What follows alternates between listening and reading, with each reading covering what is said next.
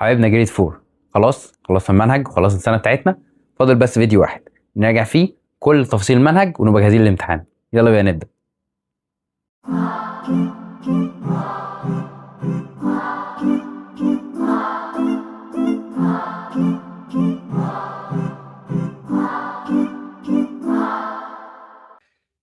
رب اشرح لي صدري ويسر لي امري واحلل عقدة من لساني يفقهوا قولي. حبايبنا الحلوين جريد 4 جاهزين نراجع اخر مراجعه لينا في السنه ونقفل المنهج بتاعنا ونجمع كل الافكار اللي ممكن تجيلنا في الامتحان. اوعدك ان شاء الله نحل كل الاسئله بحيث ان مفيش سؤال منهم يقع مننا ومفيش سؤال جديد نشوف في الامتحان. كل الاسئله هنكون شايفينها من الاول. يلا بينا نبدا. اول سؤال عندنا بيتكلم عن ايه؟ بيتكلم عن which of the following decompose ل 6 over 8. اوكي تعالوا نشوف كل واحده من اللي جايين دولت. 6 over 8 عاوز اكسرها لاكتر من فراكشن.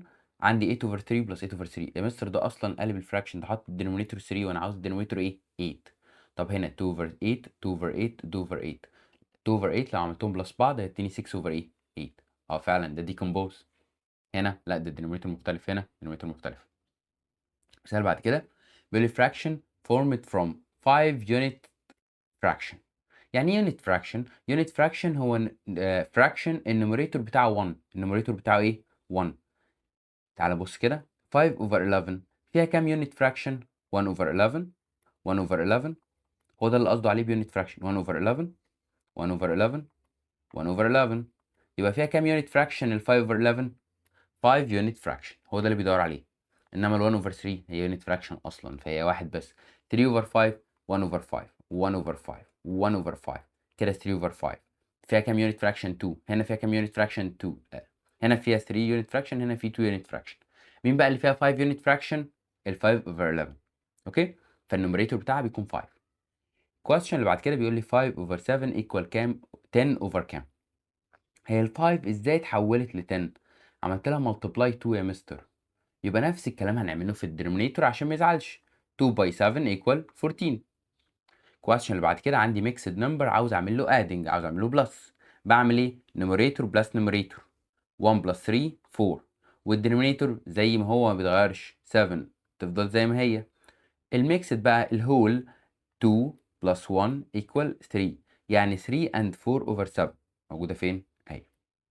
question اللي بعد كده minus نفس الكلام حط الدينومينيتور زي ما هو over 8 ما بيتغيرش 5 minus 2 equal 3 وال 9 minus 2 equal 7 يبقى 7 and 3 over 8 فين هي؟ اهي. يلا نكمل الصفحة اللي بعد كده. عندي هنا بيقول لي fraction 2 over 5 is greater than. عايزين ال 2 over 5 يكون أكبر من مين؟ أوكي أنت أول حاجة بتفكر فيها إيه؟ لو هما الاتنين 2 fraction same denominator. يعني 2 over 5 مين same denominator معاها؟ 3 over 5. مين greater؟ هل ال 2 over 5 greater than ال 3 over 5؟ لا يبقى دي غلط. بعد كده بتبص على مين؟ على الفراكشنز اللي same numerators. same numerators يعني فيهم هما الاتنين نفس ايه؟ نفس ال 2. هنا 2 over 5 هنا 2 over 6 2 over 4 2 over 3. هل ال 2 over 5 greater than مين؟ مش لو هما same numerator بيكونوا crazy fraction. مادام crazy fraction فعشان يكون ده greater لازم يكون ال 5 دي اصغر من 6 بالظبط هي زي هنا. يبقى 2 over 5 greater than 2 over ايه؟ 2 over 6. يلا نكمل السؤال اللي بعد كده. بيقول لي fraction 5 over 9 smaller than مين؟ نفس اللعبة نبص على ال like denominator. ال 5 over 9 هل أصغر من 4 over 9؟ لا. هل أصغر من 3 over 9؟ لا. هل أصغر من 2 over 9؟ لا. أصغر من مين؟ من 6 over 9. يلا بقى سؤال benchmark. benchmark fraction. ماشي أنا عارف إن ال benchmark fractions هما مين؟ هما 0 وال 1 over 2 وال 1 whole. فانا دايما بخلي النمبرز اللي عندي الفراكشنز اللي عندي يا اما 0 يا اما هاف يا اما 1 هول. بحاول اشوف هم اقرب لمين. فبالنسبه لي البنش مارك فراكشن هو قصده هنا على ايه؟ على هاف. الفراكشن 5 over 9 is near to benchmark مين؟ ال 5 over 9 اقرب لمين؟ فكر سوا. هل هو اقرب للزيرو ولا اقرب للهاف ولا اقرب لل1؟ انا عارف ان ال1 هول ده اللي هو ايه 9 over 9 والزيرو اللي هو 0 over 9 والهاف هو نص المسافة بين الزيرو والناين. فتقريبا الفايف في نص المسافة فنختار ايه؟ هاف. الفايف والناين هي تقريبا قريبة من ايه؟ من الهاف. نكمل كده. يلا نكمل اللي بعده. بيقول لي multiplicative natural number element. يعني ايه ده؟ بص، multiplicative natural element معناها ايه؟ معناها النمبر اللي اعمله multiply اي حاجه ما يغيرهاش. يعني ال 5 multiply كام؟ يديني 5. النمبر اللي مش بيغير في المultiply 1. بعد كده بيقول لي 7 over 10 is equivalent to what؟ يعني ايه equivalent؟ equivalent يعني معناها ان انا عاوز fraction تاني يكون equal لل 7 over 20 اللي معايا، ما يغيرش الفاليو، انا عاوز نفس الفاليو بالظبط. تعال نشوف الفاليوز اللي عندي في التشوز. يعني مثلا هنا 21 over 10، هي ال 7 ممكن تبقى 21 لو عملت لها multiply 3. 7 by 3 21. طب هل 10 عمل لها multiply 3؟ لا، ده عامل للنوميريتور بس، يبقى غلط. طب ال 7 ممكن تبقى 21، هعملها multiply 3. طب ال 10 لو عملت لها multiply 3 هتبقى 30. دي مظبوطه، هو عمل multiply 3 نوميريتور ودينومينيتور، فجاب لي فراكشن جديد ايكوال للفراكشن الاولاني. السؤال اللي بعد كده بيقول لي 3 over 10 multiply 3.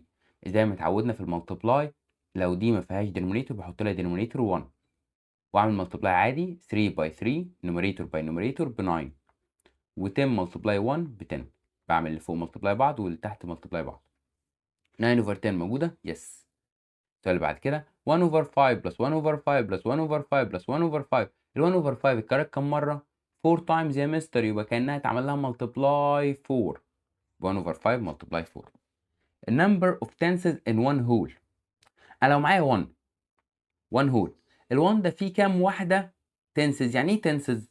التنسز دي حاجة من اتنين، يا اما انت عارف ان هي 1 over 10، ده اسمه تنسز. 1 over 10 ده ايه؟ تنسز.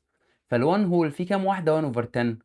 في 10 1 over 10، ما انا عارف ان ال1 هول ده 10 over 10. ففي كام واحدة 1 over 10؟ هتلاقي فيها 10. يبقى ال1 هول فيه 10 تنسز. 10 ايه؟ تنسز. يا اما تقول انها بالديسيمال، ان ال1 هول فيها كام واحدة؟ 0.1. فانا عارف ان هي فيها 10 0.1، فيها 10 تنسز. اوكي. لو معايا 1 شوكليت عاوز اقسمها ل 10 بيسز، فيطلع لي كل بيس منهم ايه؟ تنس. السؤال اللي بعد كده fraction 3 over 10 equivalent to the decimal what؟ 3 over 10 انا عارف ان لما يكون عندي number fraction عاوز احول decimal، بعمل ايه؟ بكتب النمبر زي ما هو 3 اهي. over 10 يعني المفروض يكون في 1 number decimal، ما دام over 10 يبقى 1 number ايه؟ decimal. ال 3 خلاص هي اللي هتبقى الديسمال، ونحط البوينت هنا يبقى 0 هنا 0.3. 3 over 10 اللي هي 0.3 3 تنسز. السؤال اللي بعد كده مديني النمبر وانا عاوز اكتبه في الستاندرد فورم. بيقول لي في الوانس عندك 2، يبقى 2 بعد كده الديسمال بوينت اهي. في التنسز عندي 6، وفي الهندردز عندي ايه؟ 9. بس كده 2.69 hundredths. السؤال اللي بعد كده number in which its hundredths is 7.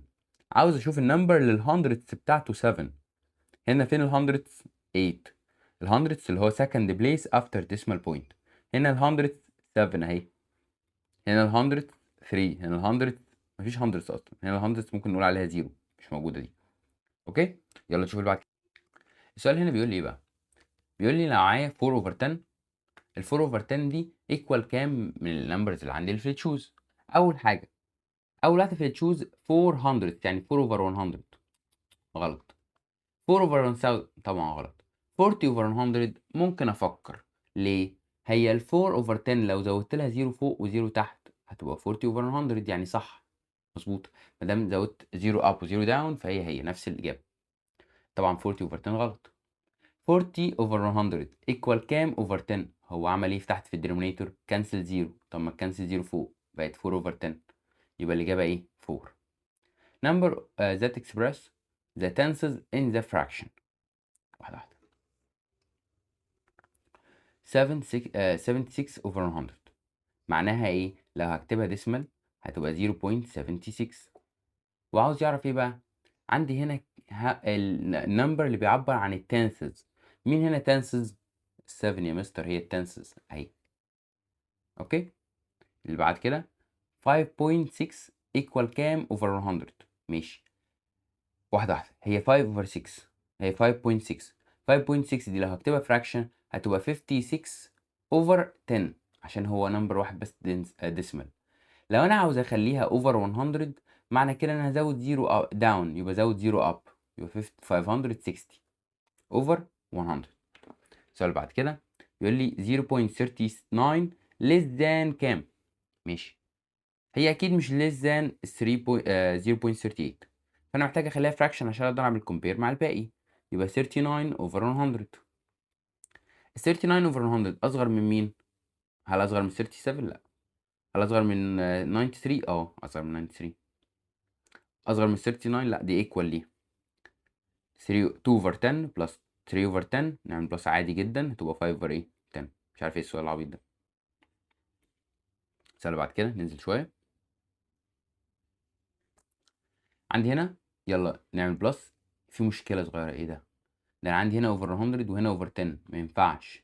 لازم تخليهم الاتنين زي بعض، فممكن نحط 0 داون و0 اب. دلوقتي نقدر نعمل بلس ونحط الدينومينيتور ايه 100. 2 بلس 30 ب 32 والهول 1، يبقى 1 and 32 over 100. all the following elements of the graph except. كلهم elements بتاعت الجراف. الجراف اللي هو مثلا عندي بار جراف او دبل بار جراف، فانا عندي هنا اكسس وعندي سكيل. لو مثلا عندي اسمه ايه لاين بلوت، فده اسمه سكيل اللي بمشي عليه. اوكي. وعندي كولمز، لو انا برسم مثلا دبل بار جراف او بار جراف فده اسمه كولم. وعندي تايتل، كده كده لازم اكتب العنوان بتاع البار جراف بالشكل ده تايتل. فكلهم elements الجراف ما عدا مين؟ اللينس، ملوش علاقه بالجراف. اللي بعد كده بيقول لي ايه؟ data represent showing frequency of the data on the horizontal line. ما دام horizontal number line يبقى بيتكلم على اللاين بلوت. بيتكلم على اللاين ايه بلوت، بيتكلم ان انا هعبر عن الداتا على اللاين معمول horizontal بالشكل ده على number line. ماشي، يبقى هو اللاين بلوت. express the number of times something occurring. بيعبر عن عدد المرات اللي الحاجة دي بتحصل فيها، يبقى frequency. frequency ده بيعبر عن عدد المرات اللي الحاجة دي بتحصل فيها. تعال نبص على السؤال اللي بعد كده. عندي هنا شوية رسومات وبيقول لي مين فيهم هو اللاين بلوت. ماشي. أول واحد دوت احنا خدناه زمان واحنا صغيرين في جريد 3، اسمه بيكتوجراف. ده اسمه ايه؟ بيكتوجراف دوت. تو كولم بالشكل ده، فاسمه دبل بار جراف. ده اسمه ايه؟ دبل بار جراف. ده البار جراف العادي، انما ده اسمه ايه؟ لاين بلوت. هو عبارة عن لاين وعليه اكسات كده، عند كل نمبر بيعبر عن عدد التكرار اللي حصل في كل نمبر منهم، فده اسمه ايه؟ لاين بلوت. بيقول لي name of the opposite shape. ماشي، ده اسمه ايه؟ ما دام في ارو الناحيه دي وارو الناحيه دي يبقى اسمه straight line او line. straight line او line. انما مثلا array بيكون في ارو واحد، line segment ما بيكونش في ارو. point شكلها العادي اهي. بعد كده number of lines of the line of symmetry of rectangle. ماشي. number of line of rectangle لازم تكون حافظها كويس قوي، ان line of symmetry للريكتانجل هما 2، والرامبس 2 برضه، والسكوير 4. يبقى ريكتانجل بيكون عنده 2 لاين اوف سيمتري، السكوير بيكون عنده 4 لاين اوف سيمتري. لو عندي رامبس بيكون عنده برضه 2 لاين اوف سيمتري. طب الباراليلوجرام 0. طب الترابيزيوم 0. نمبر اوف لاين اوف سيمتري اوف سيمي سيركل. سيمي سيركل يعني نص دايره بالشكل ده، كأن دي تورته. ممكن تقسمها ازاي؟ ممكن اقسمها كده بس، يبقى عندي 1 لاين اوف سيمتري. الاوبوزيت انجل دي اسمها ايه؟ ما دام فيها سكوير بالشكل ده يبقى هي رايت انجل. طيب اوف اوبوزيت انجل، الانجل الكبيره قوي دي، بصوا دي اكبر من رايت، فاتحه دراعاتها جامد، اكبر من رايت يبقى ايه؟ اوبتيوس. بيقول لي which of the following are perpendicular. perpendicular بيكونوا عاملين ايه؟ علامه بلس، بيكون في ايه؟ سكوير هنا كده، دي ايه؟ perpendicular. انما دول intersecting lines، دول parallel lines، دول intersecting lines. بعد كده بيقول لي which of the following lines intersecting and not perpendicular. دي perpendicular فدي غلط. دول intersecting، دول intersecting، دول parallel. يبقى مين الصح؟ intersecting، intersecting و not perpendicular. which of the following options not correct. فانا بدور على الحاجه اللي مش صح. خد بالك الحاجات دي تراكس وقع في الامتحان. not correct. ماشي. describing the perpendicular lines. البربنديكولار لاينز مالهم؟ يلا نوصفهم واحده واحده. اول حاجه عندهم فور رايت انجل، عندهم فور رايت انجل، دي صح. intersecting، فعلا ما البربنديكولار لاينز لازم يخبطوا في بعض. intersecting. intersect at one point، فعلا خبطوا بعض في بوينت واحده بس. انما هما بيقول لي they doesn't intersect. لا طبعا، لا طبعا هما intersect. يبقى المعلومه دي غلط. doesn't intersect دي ايه؟ غلط، هو بيدور على الغلط. خد بالك من لقطه not correct دي. اللي بعدها خلاص قربنا نخلص، ما تلعبش، ريح شويه. number of lines of symmetry of square. السكوير عنده 4 line of symmetry قلناها. number of line of symmetry of quarter of circle. لو عندي سيركل بالشكل ده متقسمة، خدت ربع السيركل بس، كأني معايا ربع رغيف عيش. لا أنا رسمتها غلط. ممكن أرسمها كده. ممكن أقسمها إزاي؟ لو أنا لو دي تورتة مثلا على شكل quarter of circle، ممكن أقسمها إزاي بالشكل ده؟ دي الطريقة الوحيدة اللي ممكن نقسمها بالعدل بيها. يبقى عندي one line of symmetry. number of lines of symmetry in quarter circle. احنا هنهزر ولا ايه؟ 1. the type if the opposite angle triangle according to ايه angles. عايزين نعرف نوع التريانجل ده according to ايه angles. اول حاجة لازم تكون فاهمها مين التايبس according to angles. acute angle triangle، right angle triangle، obtuse angle triangle. ما عنديش غير الثلاثة دول. يبقى equilateral دي مش موجودة في الانجل. التريانجل ده نوعه ايه؟ دي صغيرة دي صغيرة دي صغيرة، يبقى كلهم acute. لو كان فيهم واحدة رايت كنت قلت ان هو رايت، لو كان فيهم واحدة اوبتيوس كنت قلت ان هو ايه obtuse angle triangle. بعد كده بيقول لي number of acute angle in the acute angle triangle. الاكيوت angle triangle زي اللي فات دوت كان في واحدة كام acute؟ 3. number of degrees in the circle. السيركل كلها فيها كام degree؟ 360 يا مستر. name of the opposite angle. ممكن نسمي الانجل دي ازاي؟ بثلاث اسامي زي ما احنا حافظين. B Q R او R Q B or Q على طول اللي في النص. البي غلط، الار غلط، بي كيو ار صح، بي ار كيو لا غلط. the sum of measure of interior angle of triangle. المعلومه دي مش علينا قوي، المفروض ناخدها في جريد 5، سوري جريد 6 كمان. السم اوف ميجر اوف انتيريور انجل اوف ترينجل. اي ترينجل في الدنيا الميجر بتاعت الانجلز بتاعته كلها ب 180. زي الستريت انجل، زي الستريت ايه انجل. خليك حافظها كده. تعال ناخد بقى كام سؤال هنا السي بقى ونفكر مع بعض بعيدا عن التشوز. بيقول لي what is the proper fraction whose denominator 11 والنوميريتور 8 8 over 11. شوف الاسئله دي على 3 درجات دي. what is the number of unit fraction in the forming 3 over 7. فيها كام unit fraction؟ انا عارف ان 3 over 7 دي عباره عن 1 over 7 1 over 7 1 over 7. يبقى هم كام واحده unit fraction؟ 3 unit fraction. خد بالك من الاسئله دي عشان اعرفكم انتوا هتكتبوا 1 over 7 1 over 7 1 over 7 ومش هتكتبوا عدد اليونتس فراكشن اللي هو طالبها. هو طالب عددهم كام؟ 3. write 2 and 5 over 6 in improper fraction. عاوز احولها لامبروبر. بنعملها ازاي؟ نازل باي طالع بلس. كده كده الدينومينيتور 6 ما بيتغيرش. 2 باي 6 12 12 بلس 5 17 over 6. write the fraction equivalent to the fraction 5 over 6. عاوز اجيب fraction تاني تكون equal لل 5 over 6. ازاي نجيب fractions equal 5 over 6؟ عن طريق ان احنا ممكن نعملها multiply، بس النمبر اللي انا هعمله multiply فوق لازم اعمله multiply تحت. ممكن مثلا اعمل ايه؟ اعملهم هما الاتنين multiply 2 بقت 10 over 12. اوكي. ممكن اعملها multiply 3 هتبقى 15 over 18. ممكن اعملها multiply 4 تبقى 20 over 24. في واحد بقى بيلعب لعبه ثانيه صايع قوي بقى بيعمل ايه؟ يقول لي بص يا مستر انا هعمل ايه؟ انا هحط لها زيروز اب وزيروز داون.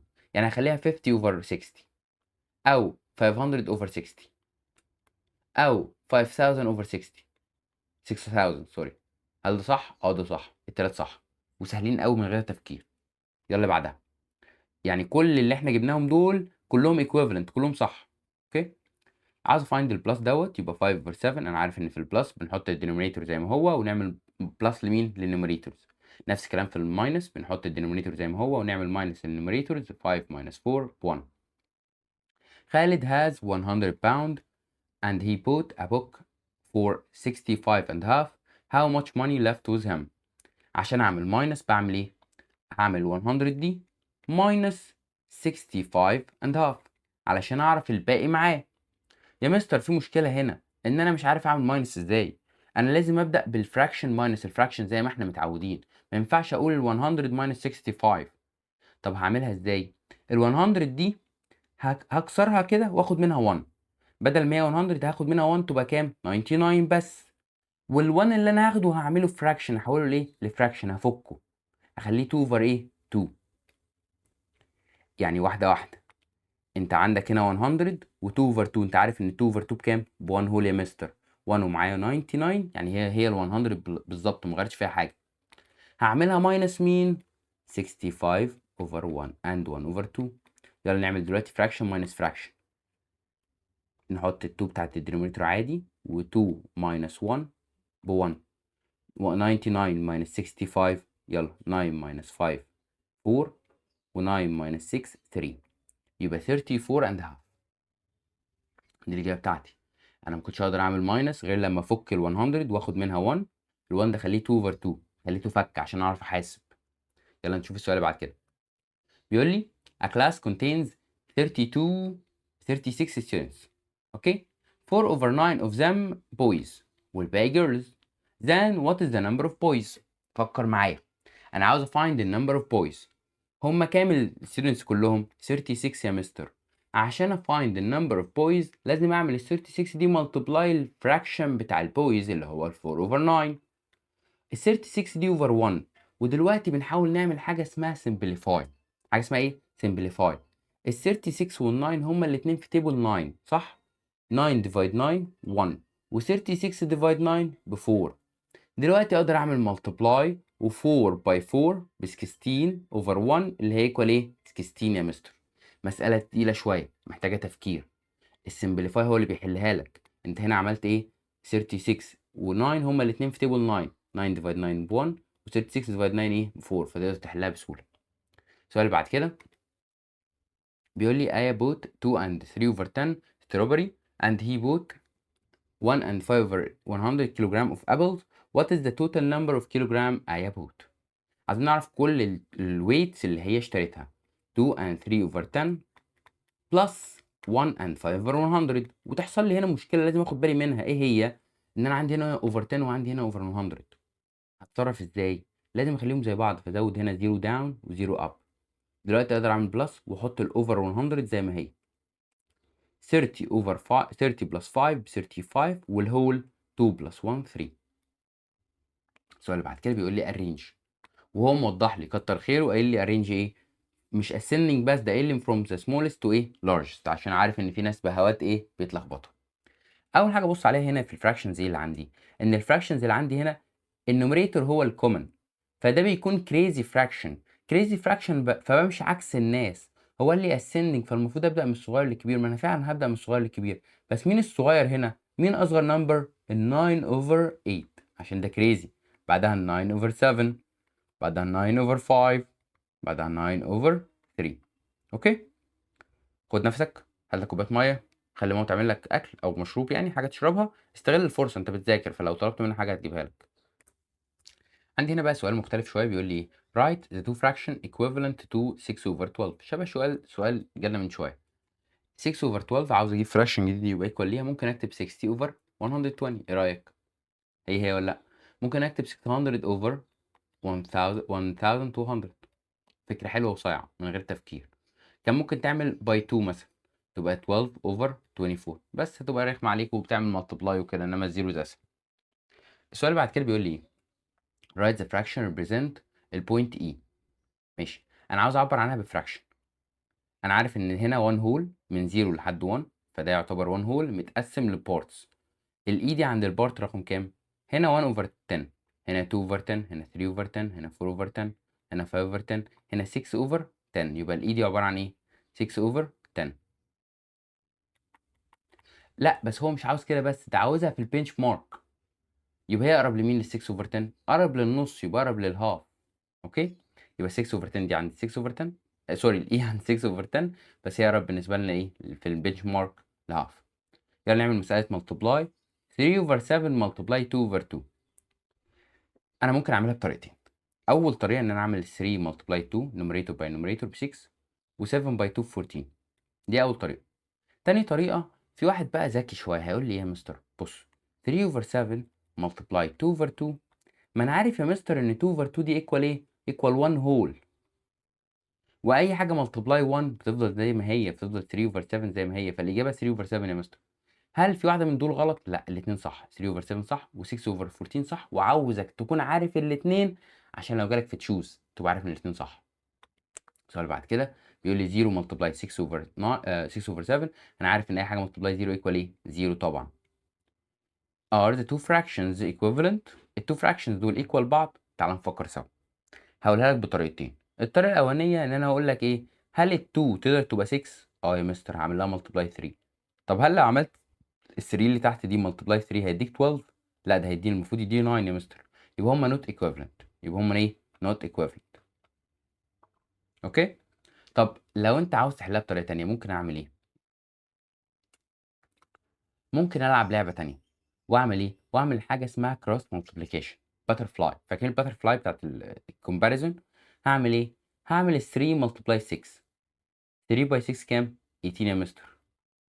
و12 multiply 2 بكام؟ ب24. هل هم equal؟ لأ not equal. ده بالعكس الfraction ده greater than الfraction ده 2/3 greater than 6/12. يبقى هم not equivalent. أوكي؟ السؤال بعد كده بيقول لي write 3 fractions equivalent to the fraction 1/3. نفس اللعبة بالضبط. هاعمل إيه؟ 10/30. 100/300. 1000 over 3000. ولا تتعب نفسك. السؤال بعد كده find the place value. عاوز الplace value اسم المكان بتاع ال6. ال6 دي هنا قاعدة فين؟ أنا عارف إن ده tenses إنما ده hundreds. th. ماشي. find the value of digit 3. الvalue اسم الرقم نفسه ده بكام؟ ده 3.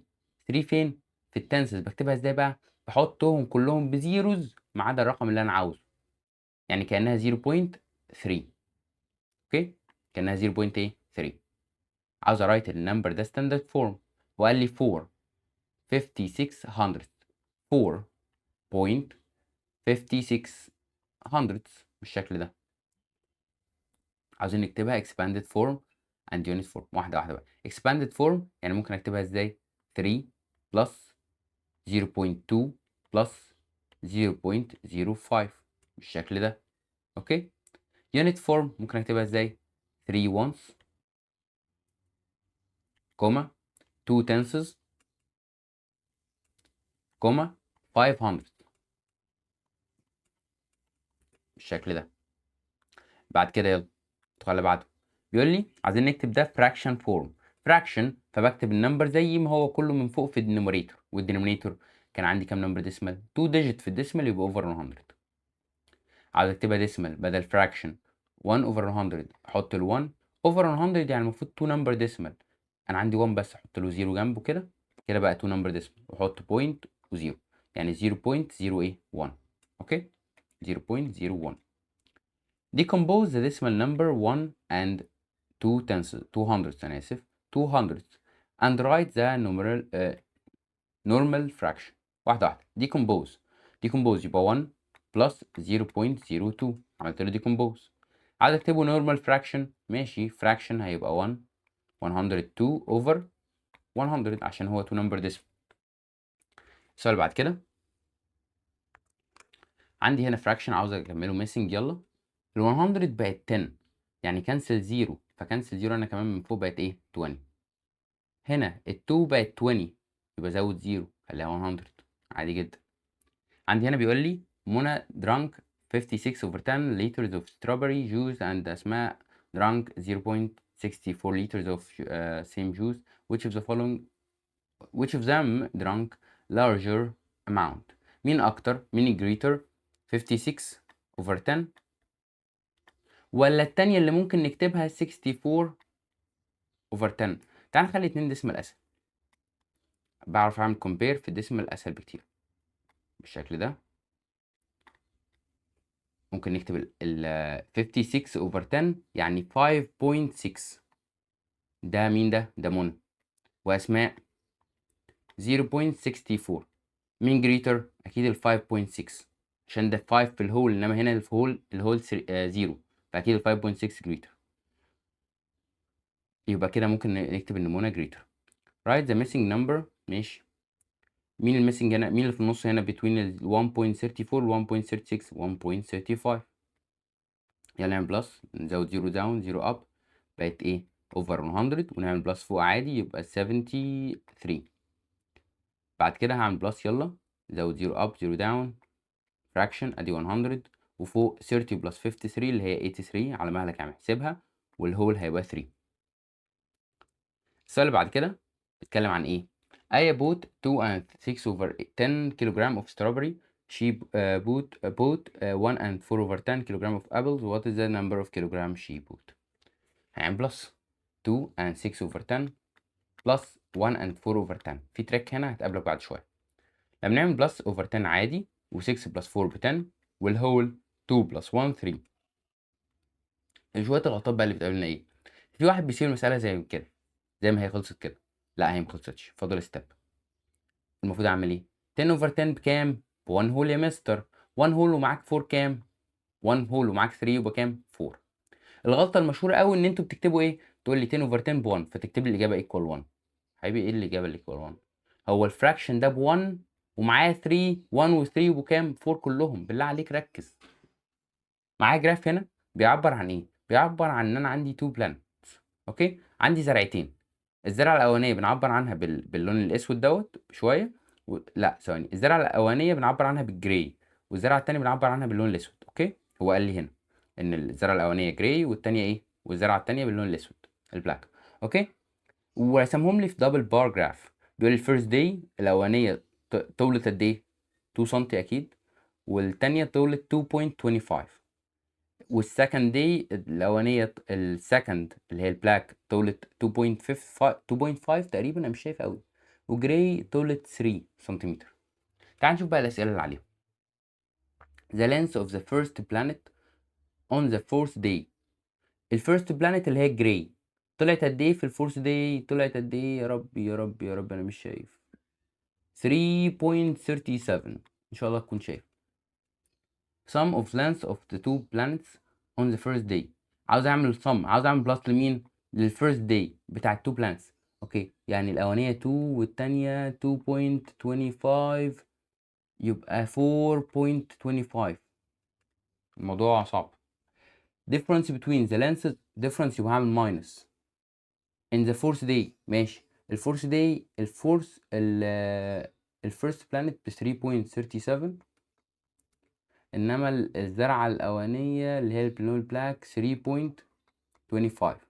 لو هعمل ماينس واحده واحده 5 minus 5 0، 7 minus 2 5 وحط الديسمال بوينت، و 3 minus 3 0 يبقى 0.50 او 0.5.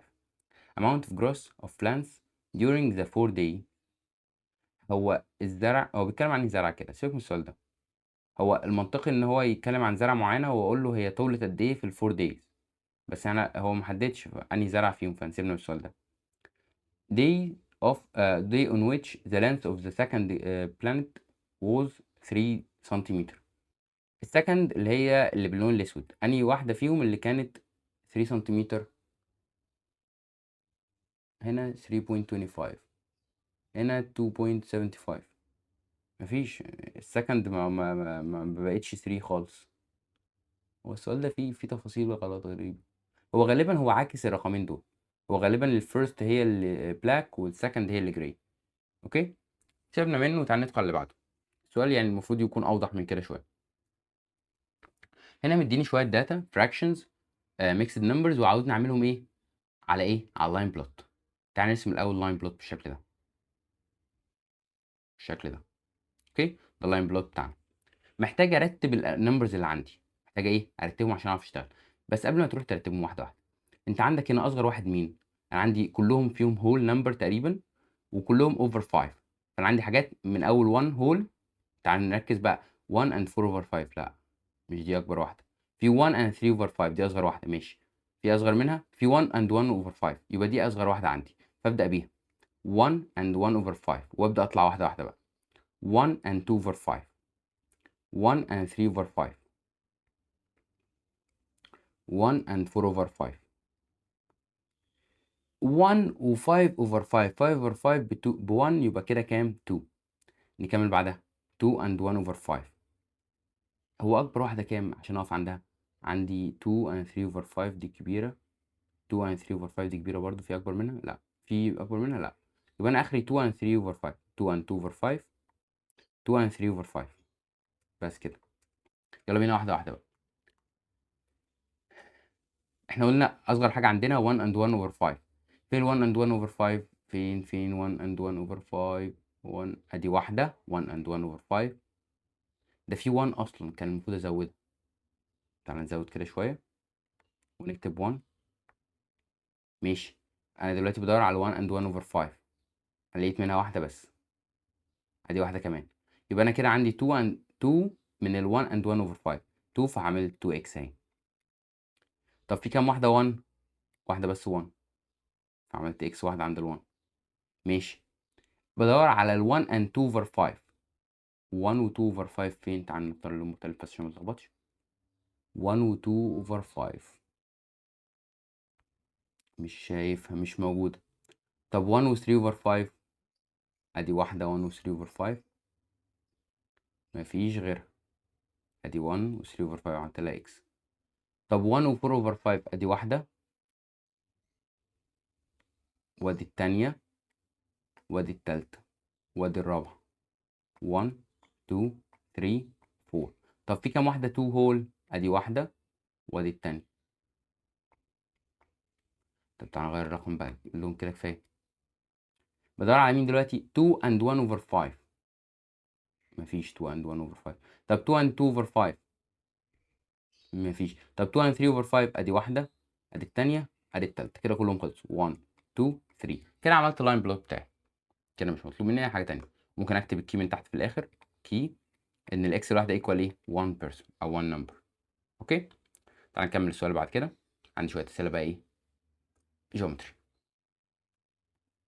يقول لي what is the name of line that has starting point but not end point. اللي عنده starting و not end. عنده start و not end يبقى اسمه ايه؟ ray. What's the name of line that has no starting و no end point؟ ماشي في الاتجاهين يبقى اسمه ايه؟ straight line.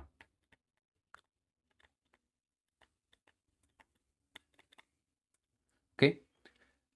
which of the following are perpendicular؟ perpendicular زي letter A.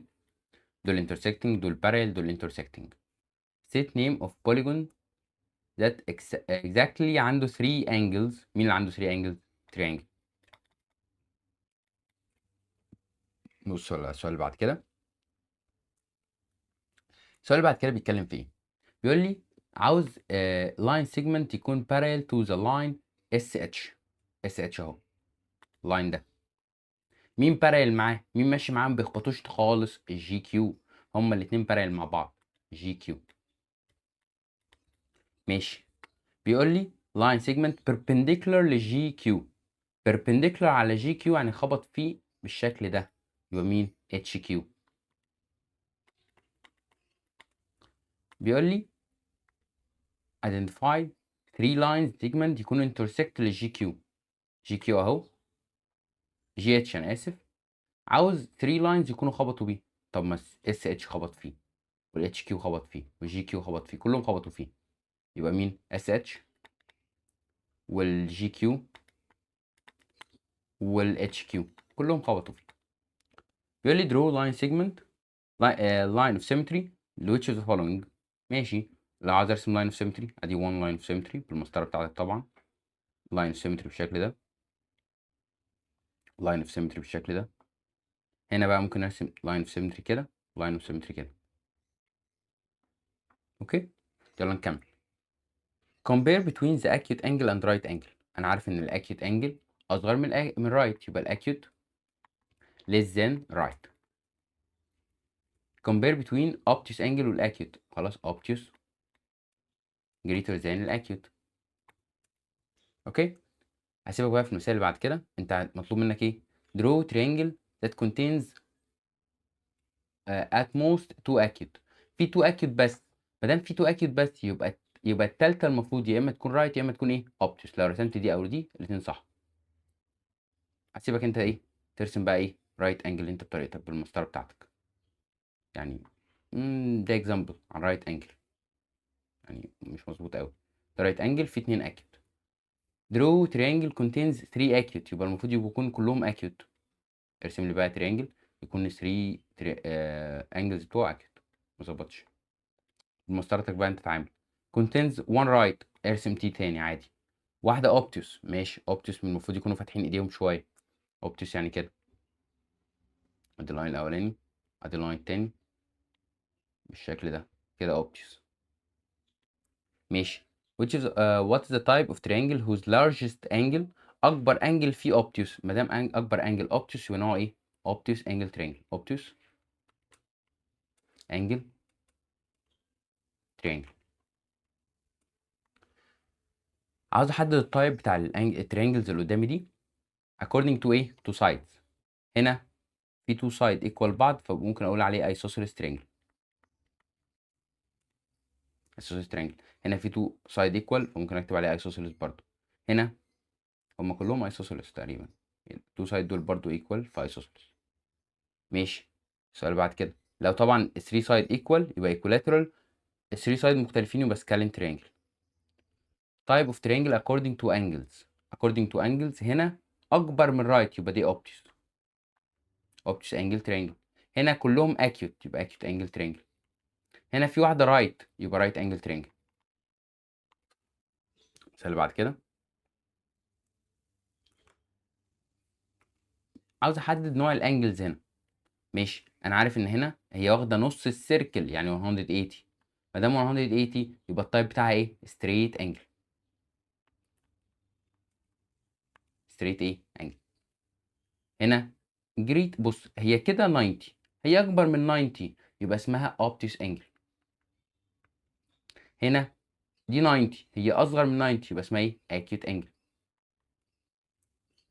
يلا نحدد التايب بتاع الانجل according to number. ال 35 بص ال 90 بتكون ايه؟ رايت.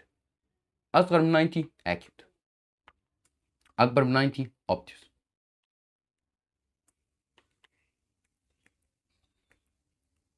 امسح كده اوبتيوس كده.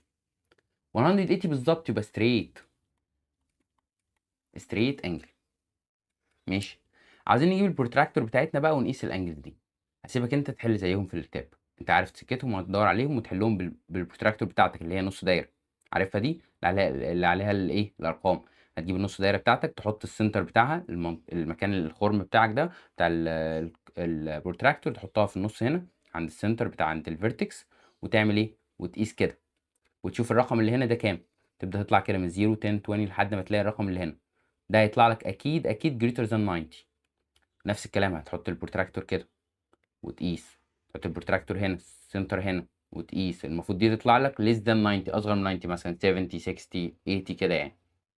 واسيبك برضو تعمل نفس الكلام هنا وترسم ايه؟ angles. تعال نكمل بعد كده. بيقول لي determine the type of triangle whose angle 70 80 30. بتحدد حسب اكبر واحده. اكبر واحده 80 دي نوعها ايه؟ acute. يبقى الترينجل ده نوعه acute angle triangle. type of triangle according to sides 8 و6 و10. هل في sides equal هنا؟ لا كلهم مختلفين يبقى scalene triangle. اوكي. بكده الحمد لله نبقى عدينا على كل الافكار اللي عندنا في جريد 4. ان شاء الله الامتحان مش هيخرج على الاسئله دي. عاوزك تحل عليهم تاني. تحل المحافظات بتاعت المعاصر كلها تكون مخلصه. كتاب التقييمات تكون مخلصه. ولو عندك وقت تاني ممكن تعيد الفيديو من الاول تبدا ايه؟ توقف الفيديو تبص على الاسئله تحلها لوحدك بايدك. اوكي. يلا سلام عليكم.